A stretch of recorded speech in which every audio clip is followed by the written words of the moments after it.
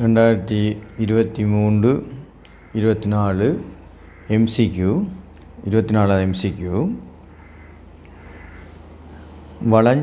வலஞ்சுழி திசையில் சுற்றுகின்ற ஓர் ராட்டினம் உருவிற் காட்டப்பட்டுள்ளது. இது ராட்டினம் உருவில் காட்டப்பட்டிருக்கு. எக்ஸில் பொருத்தப்பட்ட ஓர் ஒளிபெருக்கி, அதான் ஒளிமுதல் மூலம் மாறா மீட்ரன் F0 என்ற மீட்ரனோட கொண்ட ஒளி அலைகள் தொடர்ச்சியாக வெளியிடப்படுகின்றன. இது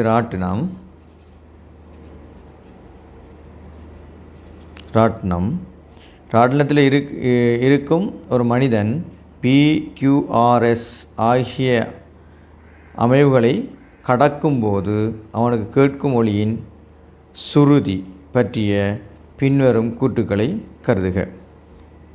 சரி, இப்போ முதல்ல நாங்கள் அந்த சுருதி பற்றிய கூற்றுக்களை பார்க்கும்போது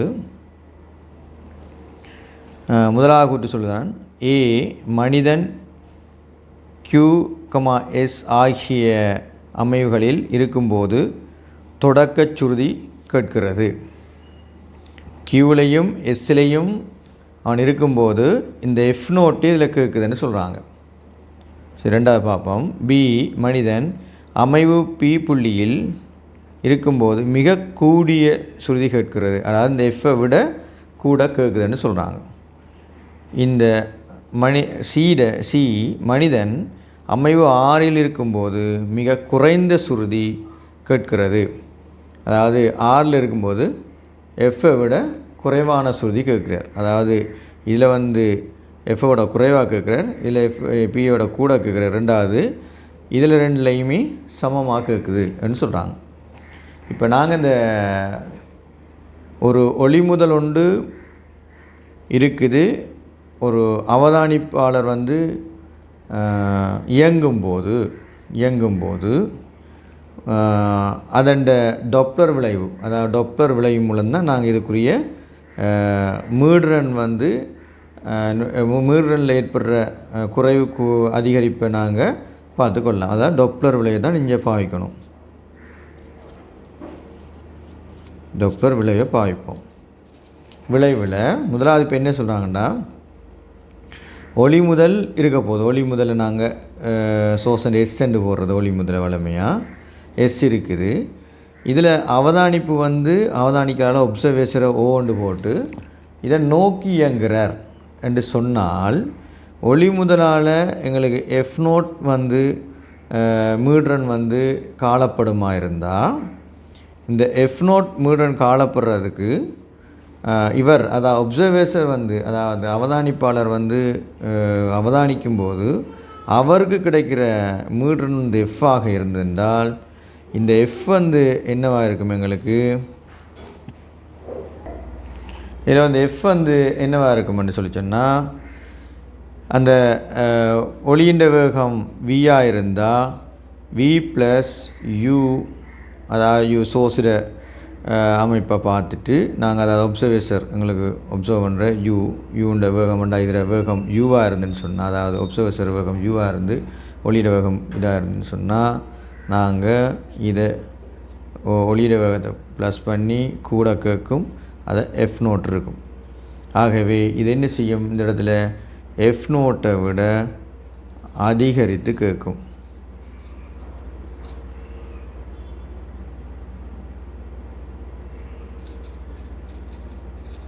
காணப்படும். சரியா? ரைட். இப்போ அடுத்ததை பார்த்தோம்னு சொன்னால், அடுத்து என்ன நடக்குண்டா, இது இப்படி ஒரு நிலையில் பார்ப்போம். யூவகத்தில் 2ஆம் நிலை சோர்ஸ் அப்படியே இருக்குது. இந்த நிகழ்வுக்காக தான் நாங்கள் பார்க்குறோம். சோர்ஸ் அப்படியே இருக்குது. அப்படி இருக்கும்போது இவரில் உணரப்படுற F-ஆக இருந்தால் F0 தான் எங்களுக்குன்னு சொன்னால், இது ஒப்சர்வேஷர் வேகம். அப்போ இந்த இடத்துல F என்னவாக இருக்கும்னு சொன்னால், இதில் என்னவாக இருக்கும், V வேகம் யூவாக இருக்கும், அதாவது கழிபடும், அதோடு சேர்ந்து V F0 இருக்கும்.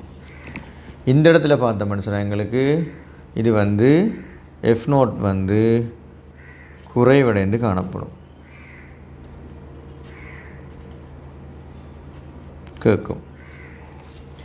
சரி, இப்போ இந்த டொப்ளர் விளைவு ஏற்படணுமாக இருந்தால் இதில் முக்கியமாக நடக்க வேண்டிய விஷயம் ஒரு பொருள் இதுக்கு அதாவது நேராக இயங்கணும்.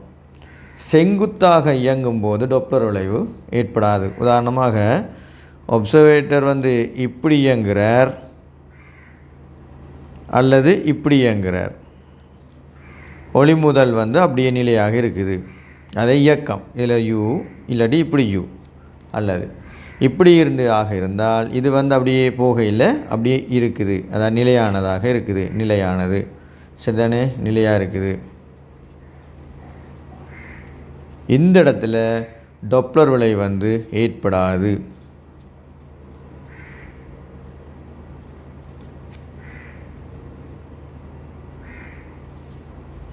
விளைவு ஏற்படாது.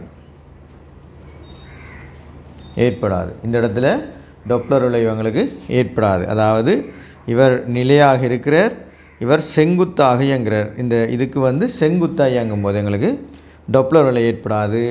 ஆகவே இவர் கேட்குற அதாவது என்னன்னு சொன்னால் ஒளிமுதல்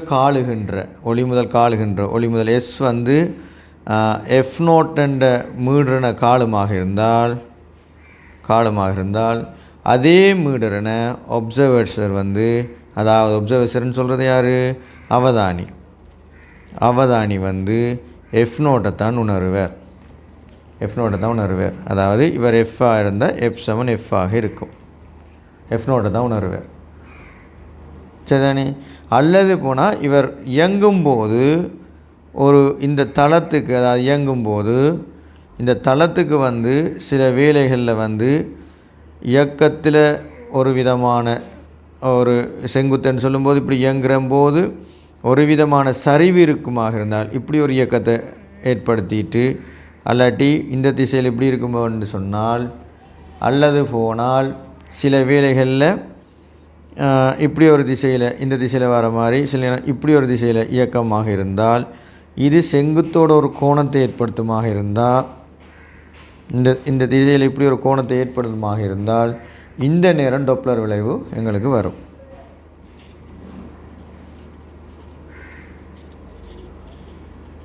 விளைவு கிடைக்கும். இது எங்களோட டொப்ளர் விளைவினுடைய விதிக்கு அமைவாக இருக்கும். அந்த அடிப்படையில் தான் இப்போ 3 கூற்றை நாங்கள் உற்று நோக்கி பார்ப்போம். முதலாவது பார்ப்போம். இதுதான் எங்களோட ராட்டினம், இதனுடைய கேள்வி அமைப்பு ராட்டினத்தில். முதலாவது கூற்று சொல்லுது, மனிதன் QS ஆகிய அமைப்புகளில் இருக்கும்போது தொடக்க சுருதி கேட்கிறது. அவை Qவும் Sஐயும் பார்த்தீங்கன்னு சொன்னால் இவர் இந்த திசையில் இயங்கும், இது இந்த திசையில் இயங்கும். ஆகவே இது இயக்கத்துக்கு செங்குத்து திசையாக இருக்கிறதால ரெண்டும் இதில் டொப்ளர் விளைவு கிடைக்காது. இதுலேயும் எஃப் நோட் தான் அறியும், இதுலேயும் எஃப் நோட் தான் அவர் எடுப்பார் கிடைக்கும். ஆகவே கூற்றுக்களில் முதலாவது ஏ கூற்று எங்களுக்கு சரியாக வரும். ஏண்டா மனிதன் கியூலையும் எஸ்லையும் ஒரே இருக்கும்போது தொடக்க சுருதியே கிடைக்கும். ரெண்டாவது பார்த்தோம்னு சொன்னால் மனிதன் அமைவு பியில் இருக்கும்போது மிகக்கூடிய சுருதி கேட்கிறது. மிகக்கூடிய சுருதின்னு சொன்னால் நாம் பார்த்தது மாதிரி மிகக்கூடிய சுருதி கேட்குறதுக்கு இவரை நாங்கள் இந்த திசையில் அதாவது இந்த திசையிலேயே பாருங்கள், இந்த திசையிலேயே எங்களுக்கு என்ன நடக்க போகுது, அவர் இயக்கம் எங்களுக்கு இப்படி இருக்க போகுது. இந்த இடத்துல அவர் இயக்கம் இப்படி இருக்க போகுது. இவர் இதை பார்த்தோம்னு சொல்லி சொன்னால் இதோட சேர்த்து பார்த்தோம்னா இப்படி ஒரு நிலையில் நாங்கள் இதை பார்க்கலாம். அதாவது தொடலியோடு சேர்ந்து அமைப்பு பார்த்தோம்னு சொன்னால் இதை விட இதுக்கு பக்கத்தில் போகிற ஒரு திசையில் இதண்டு அமைப்பு பார்த்தோம்னு சொன்னால் தொடலியக்கிரி பார்த்தோம்னா அதில் இதை விட சிறிய கோணமாக தான் இருக்கும். ஆகவே நகர்வுக்குரிய அமைப்பு பார்த்தோம்னு சொன்னால் இதில் இதுக்கு முன்னுக்குள்ள பகுதிகளில் தான் அதிகரிப்பு இருக்குமே ஒழிய இதில் விட இதுகளில் தான் அதிகரிப்பு கூடுதலாக இருக்கும். இதில் எப்படியும் இதை விட குறைவாக தான் இருக்கும். ஆகவே இந்த முதலாவது பி கூற்று பிழையானதாக இருக்கும்.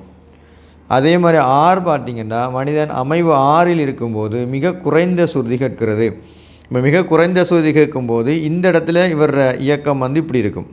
இப்போ இந்த இடத்துல இது இயக்கம் இருக்கும்போது இவர் நகர்வை பார்த்திங்கன்னு சொல்லி சொன்னால் இப்படி இருக்கும். ஆகவே இதுக்கு பிறகு வார இந்த புள்ளிகளில் இருக்கிற அமைப்பு தான் குறைவாக இருக்கும். அதாவது இவர் விலகலை பார்த்த மனுஷனா இப்படி போகுமெண்டா அடுத்தது வந்து இந்த இடத்துல வரும். அப்போ அதில் விலகலை பார்த்த மனுஷனா மிக குறைஞ்சது இங்கே தான் வந்து கொண்டு இருக்கும், வெளியே இந்த பக்கத்தால் வராது. ஆகவே இந்த மூன்றாவது கூற்றும் வந்து பிழையான கூற்றாக இருக்கும். ஆகவே ஏ மாத்திரம் சரியான கூற்று, அது முதலாவது விடையில் தான் இருக்குது. ஏ மாத்திரம் சரியான கூற்றண்டு, விடை வந்து முதலாவது விடையாக இதுக்கு இருக்கும்.